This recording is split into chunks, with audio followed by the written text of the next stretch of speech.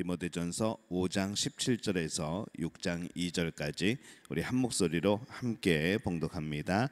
잘 다스리는 장로들은 배나 존경할 자로 알되 말씀과 가르침에 수고하는 이들에게는 더욱 그리할 것이니라. 성경에 일렀으되 곡식을 밟아 떠는 소의 입에 망을 씌우지 말라 하였고 또 일꾼이 그 삭슬 받는 것은 마땅하다 하였느니라. 장로에 대한 고발은 두세 증인이 없으면 받지 말 것이요 범죄한 자들은 모든 사람 앞에서 꾸짖어 나머지 사람들로 두려워하게 하라. 하나님과 그리스도 예수와 택하심을 받은 천사들 앞에서 내가 엄히 명하노니 너는 편견이 없이 이것들을 지켜 아무 일도 불공평하게 하지 말며 아무에게나 경솔히 안수하지 말고 다른 사람의 죄에 간섭하지 말며 내 자신을 지켜 정결하게 하라. 이제부터 물만 마시지 말고 내 위장과 자주 나는 병을 위하여는 포도주를 조금씩 쓰라. 어떤 사람들의 죄는 밝히 드러나 먼저 심판에 나아가고 어떤 사람들의 죄는 그 뒤를 따르나니 이와 같이 선행도 밝히 드러나고 그렇지 아니한 것도 숨길 수 없느니라. 무릇 멍에 아래 있는 종들은 자기 상전들을 범사에 마땅히 공경할 자로 알지니 이는 하나님의 이름과 교훈으로 비방을 받지 않게 하려 함이라. 믿는 상전이 있는 자들은 그 상전을 형제라고 가볍게 여기지 말고 더 잘 섬기게 하라.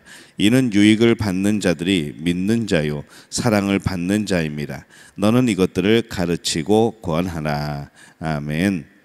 할렐루야. 하나님의 은혜가 오늘 새벽에 하루의 첫 시간을 주 앞에 드리는 우리 믿음의 가족들에게 함께 하시기를 예수님의 이름으로 축원합니다. 오늘 말씀의 교회 생활에 대해서 이 바울이 디모데에게 또 이렇게 충고한 그런 내용을 담고 있습니다.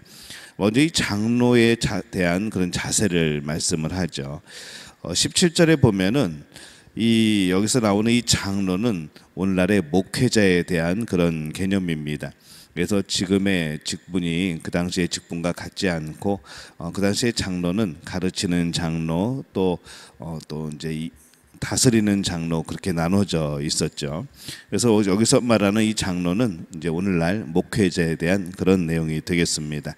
그래서 17절에 보면은 잘 다스리는 장로들은 배나 존경할 자로 알되 말씀과 가르침에 수고하는 이들에게는 더욱 그리할 것이니라 이렇게 말씀을 합니다. 말씀을 가르치기 위해서는 연구를 해야 되죠. 이제 그러한 연구는 다른 노동처럼 이제 드러나지가 않습니다.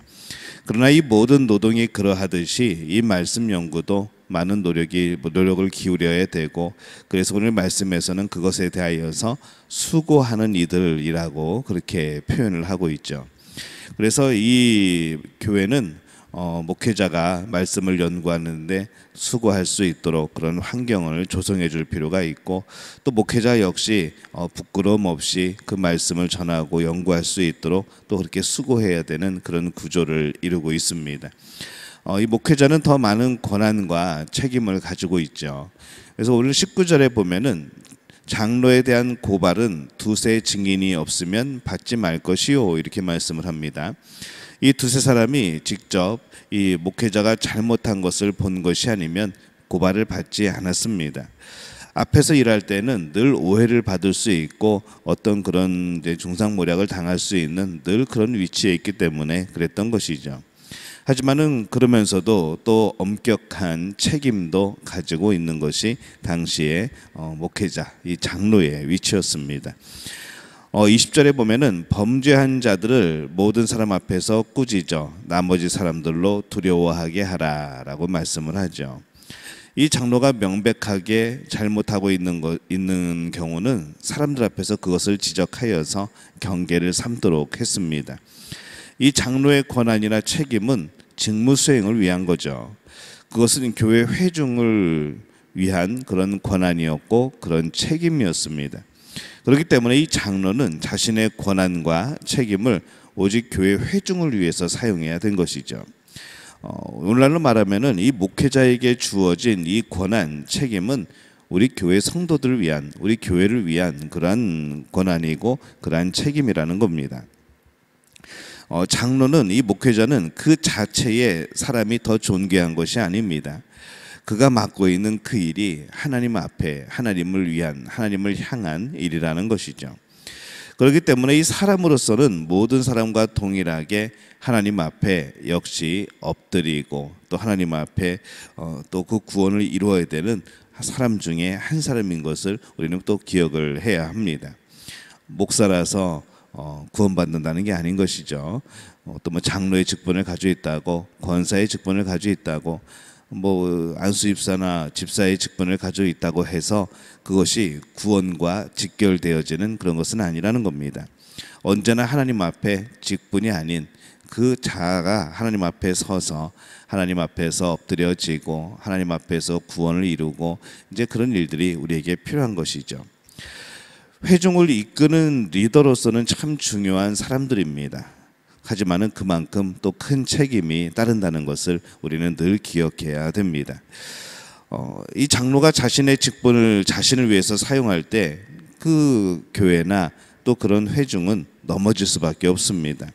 그렇기 때문에 이 장로는 하늘의 재판, 그러니까 예수님과 하나님 앞에서 받는 재판에서 또 엄한 심판을 받는다는 것을 기억하고 또 두렵고 떨림으로 그 직무를 감당해야 하는 것이죠. 교회의 목사는 그 직무가 크고 중요합니다. 그래서 다른 것에 신경 쓰지 않고 말씀에 몰두할 수 있도록 그런 환경적인 또 그런 부분에 대해서 안정적이 될 수 있도록 지원하는 이유가 거기에 있는 것이죠. 목사는 그 직위 자체가 존귀한 것이 아니고 이 성도를 세워주는 직분이기에 그게 귀한 겁니다. 그래서 큰 책임을 가지고 사실 목회자들도 두렵고 떨림으로 그 직분을 직위를 감당을 해야 하는 겁니다. 바울은 교회에서 이 다른 장로를 세우거나 직분자를 세우는 일에 대해서도 이렇게 충고를 합니다. 22절에 보면은 아무에게나 경솔히 안수하지 말고 다른 사람의 죄에 간섭하지 말며 내 자신을 지켜 정결하게 하라라고 말씀을 합니다. 너무 빠르게 지도자를 세우지 말라는 거죠. 또 다른 사람의 죄에 간섭하지 말라고 하는 것은 만약에 그 어떤 리더를 잘못 세우면 잘못 세워진 리더가 범하는 죄에 대해서 그를 리더로 세운 사람이 일정 부분 책임이 있다는 겁니다. 그래서 우리 대부분 그렇죠. 많은 그런 이단들 또 허가받지 않은 그런 신학교들 이런 데에서 뭐 목사 한 수를 주고 이런 데에서 그냥 목회를 하게 하고 이런 사람들이 이게 참 책임이 크다는 겁니다. 우리가 뭐 기존 정규 과정 속에서도 많은 문제들이 생겨나지만은 그래도 그 안에서 공정한 평가가 이루어지고 또 그렇게 분류되어지고 구분되어지는 그런 과정이 없이 그냥 말도 안 되는 그냥 그런 시설에서 그런 학원에서 목사를 세우는 것은 분명히 책임이 있는 겁니다. 목사들을 제대로 교육시키지 않고 배출한 신학교 또 문제가 있는 것이죠. 또 목사들 스스로도 이 엉터리로 목회하는 이제 그런 부분에 대해서는 늘 하나님 앞에 겸손하고 또 깨어있는 모습으로 자신을 돌아보아야 될 그런 책임이 있습니다. 리더는 철저히 자신을 청결케 하는 일을 해야 합니다. 이것은 계속하여서 강조되고 있는 내용이죠. 리더가 자기 관리를 하지 못하면 그것이 자기만의 넘어짐이 되지 않고 교회 전체가 넘어짐이 되는 그런 영향을 끼치기 때문에 그렇습니다. 그래서 바울은 디모데에게도 개인적인 충고도 하게 된 것이죠. 23절에 보면은 이제부터는 물만 마시지 말고 내 위장과 자주 나는 병을 위하여는 포도주를 조금씩 쓰라 이렇게 말씀을 합니다. 이것은 디모데의 건강 관리에 대한 그런 충고입니다. 리더는 이 건강도 참 잘 관리를 해야 됩니다. 이게 참 중요한 부분이죠. 물에 포도주를 타서 먹으라라는 것은 그냥 열심히 술 마시라는 이야기가 아니고 당시 물에 세균이 있을 때 소독용으로 또 이 포도주를 타면은 또 효과가 있었습니다. 그래서 그런 의미로 이제 포도주를 타라는 이제 소독의 의미로 타라는 그런 의미죠. 디모데는 바울처럼 이렇게 건강이 좋지 못하였습니다. 특별히 뭐 소화가 안 되거나 위가 안 좋거나 뭐 그랬던 것 같습니다. 그 당시에는 또 물이 깨끗하지도 못하였고요. 그래서 물에 포도주를 타서 먹음으로써 그 물을 소독하게 되는 이제 그런 일들이 있었습니다. 오늘날은 단순히 깨끗한 물을 마셔라 뭐 이 정도가 되겠죠.